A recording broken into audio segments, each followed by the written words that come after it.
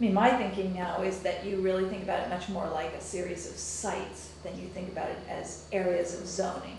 And so you really have to take like linear corridors that are the commercial strip, and you treat those as one kind of entity. And then you take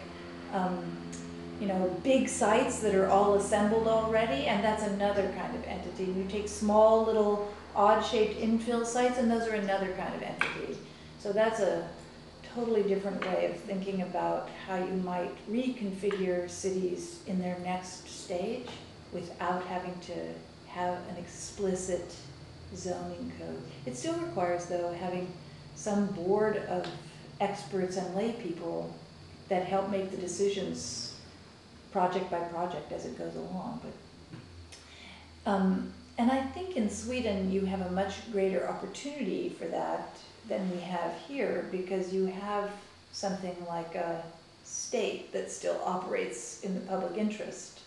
So there's a notion among Swedes that there are public services that are expected, like bike paths and playgrounds and childcare centers, and in terms of how you could then plan a series of open spaces, and that'd be an interesting strategy also that would be worth thinking about, which would be to just plan the skeleton of public spaces. And we would never think about that here because we have no more public sphere. I'm exaggerating, but basically that's true. We have streets, that's it. The parks, the public spaces are all artifacts from an earlier era or part of a shopping mall. I'm really exaggerating, but for sake of argument.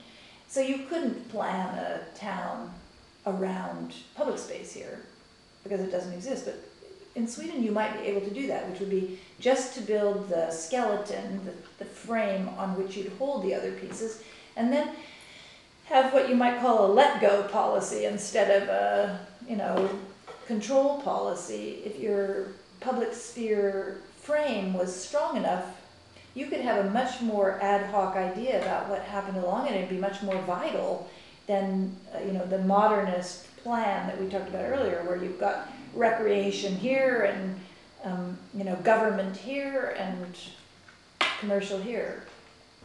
Because I think that harsh border between public space and private development isn't something you want to encourage. It seems to me that in general, blurring that boundary is better so that you don't have private interests and public interests that aren't mutually supportive of one another. Maybe we could find conditions in which having a strong and clear boundary is good. But I think one of the arguments that the landscape urbanists make is that basically if you think of the thick 2D rather than the ground plane, so instead of just having a single, from 10 miles out aerial site plan, you have instead something like a mat, an urban mat, which is probably the first 3 stories or first 4 stories, as high as most trees grow, something like that. And that's the zone we're really talking about. That's probably, anything above that could let go, right?